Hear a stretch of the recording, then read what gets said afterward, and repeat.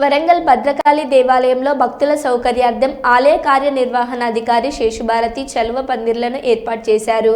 ఎండాకాలం సందర్భంగా ఎండ తీవ్రత ఎక్కువగా ఉన్నందున భక్తులకు ఎండ తగలకుండా, పాదాలకు వేటి తగలకుండా చలవ పందిర్లు, కార్పెట్లను ఏర్పాటు చేశారు. ఆలయ ప్రాంగణంలో త్రాగునీటి కోసం చలివేంద్రాలను ఈవో శేషుభారతి ఏర్పాటు చేశారు.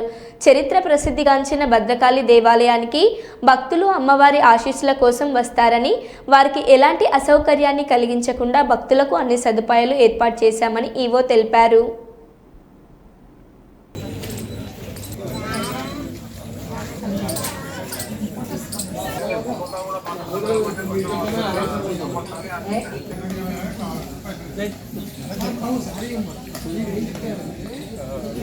అక్కడ పోనెక్కలేడు వాళ్ళు చేయటాన్ని నాకు చెప్తే నేనేం చేయాలి?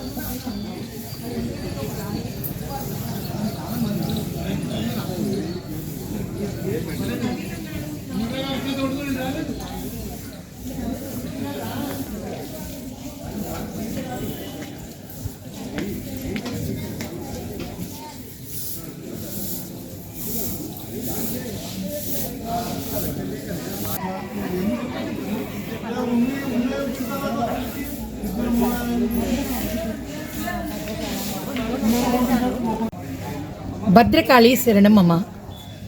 హన్మకొండ జిల్లా వరంగల్ మహానగరంలో శ్రీ భద్రకాళి అమ్మవారి దేవస్థానం మరి అతి పురాతనమైన చారిత్రాత్మక ప్రాధాన్యత కలిగిన దేవాలయం ఇది.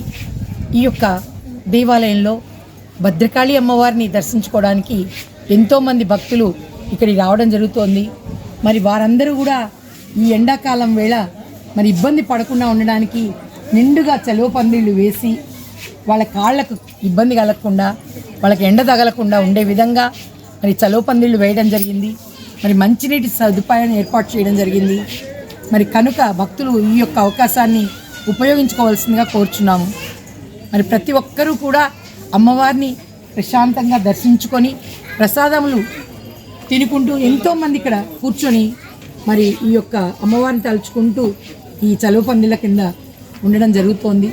కనుక ప్రతి ఒక్కరికి కూడా తెలియజేయండి ఏమనగా భద్రకాళి శరణమమ్మ అనుకుంటూ అమ్మవారి ఆలయానికి రావాల్సిందిగా, అమ్మవారిని దర్శించుకొని ప్రశాంతంగా వారు కోరుకోవాల్సిన కోరికలు కోరుకోవాల్సిందిగా తెలియజేస్తున్నాం.